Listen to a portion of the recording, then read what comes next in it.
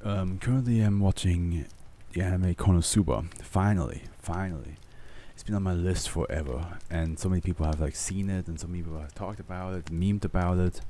So I'm finally giving it a watch, and I'm enjoying it. I'm enjoying it for sure. I definitely feel bad for Kazuma, and I do think Kazuma is definitely the best part of this whole show so far. Because I just love his reactions to a lot of things.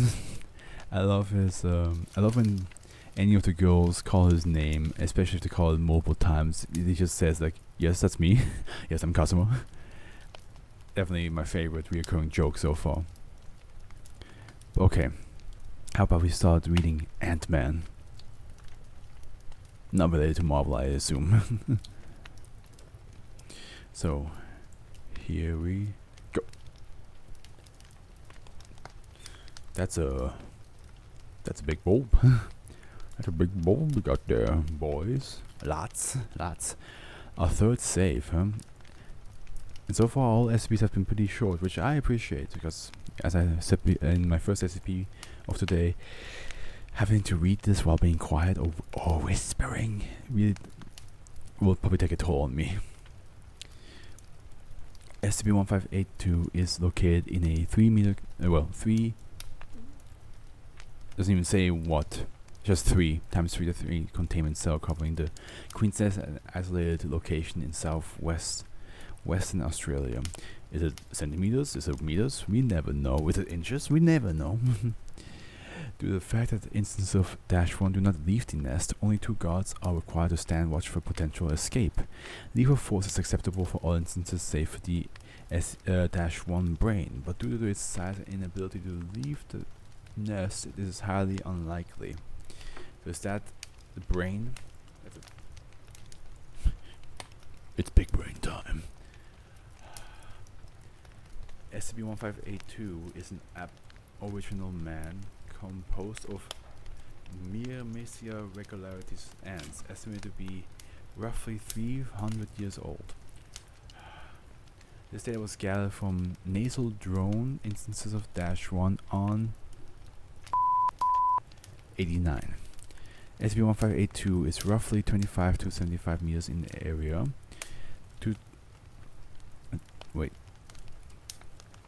In area due to the wars with other colonies and flood migration. Certain instances of -1 are still uncontained due to the theft from rival colonies and difficulties locating them. At the time of this documentation, an estimated 5 pieces are missing, including the right forefinger, pinky toe,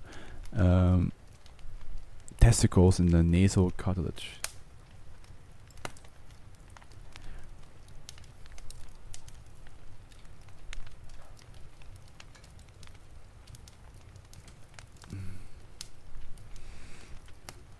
Okay, now what my friend said makes sense. She was like, female Luffy. I was like, female Luffy? I don't remember any of that. She's talking about Bonnie. Makes sense.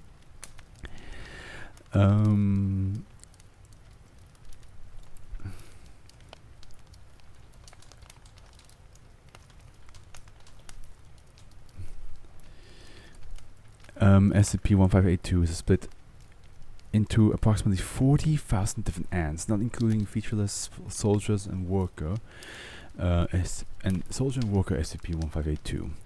The unique parts carrying human biological matter are referred to as -1.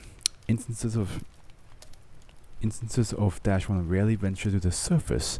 The mass of drones carrying the heart and lung biological parts never moving more than 1 meter from off the brain. Testing revealed that the SCP-1582 colony will not expire if a vital organ is destroyed, but instead a new drone will be dispatched to the location to salvage biological matter from the housing sac located on the abdomen. Upon arrival, the drone will absorb the matter into its abdomen, becoming plerogate until the retrieved liquid reforms in a sac located on its abdomen, and in effect creates a new instance of -1. It is believed that because of this, the destruction of the queen, which carries the brain, will most likely cause the destruction of SCP-1582.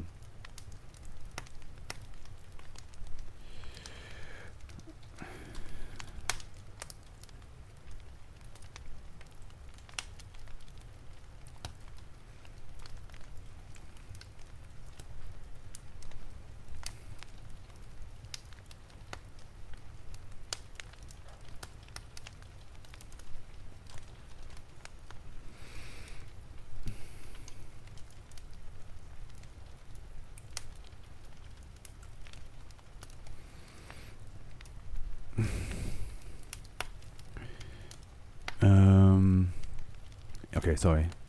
It appears that most of the body parts do not serve any real purpose or function, save for the eyes, ears, nose, and the assemblage of organs involved in speech production. Sensory organs, such as the nose and eyes, transmit information to the brain for us to 2 meters, albeit at a slow rate, using a sort of mechanical trail passed along worker ants. The exact mechanism is unknown. It is not known whether or not it can feel pleasure or pain. I'm a bit confused right now. Here it says it's an aboriginal man composed. So is the SCP a man that's made out of ants, or is it a humanoid looking thing made out of ants? That's what I'm a bit confused about. Sensory organs such as nose and to me, by the slow rate using trail passed along worker ants. The exact mechanism is unknown. It's not known whether or not the entity can feel pleasure or pain. Certain instances of -1 can connect to one another to create working organic systems. Body parts and sacks of organic material connected to abdomens -1 are detached and afterwards mended together by worker drones. Afterwards, the parts are retrieved and recycled using the previously mentioned process. Interview A. The following is an interview conducted with SCP-1582, translated from its native language. Dr. Ortega requests an interview over loudspeaker. In 4 minutes, the SCP-1582 combines the appropriate parts to form an assembly capable of speech. Okay, so it is a colony of ants that... okay, I get it now. It's a colony of ants in shape of a human being. With the brain of a human being. I understand now. And the shape of the human being can be massive too.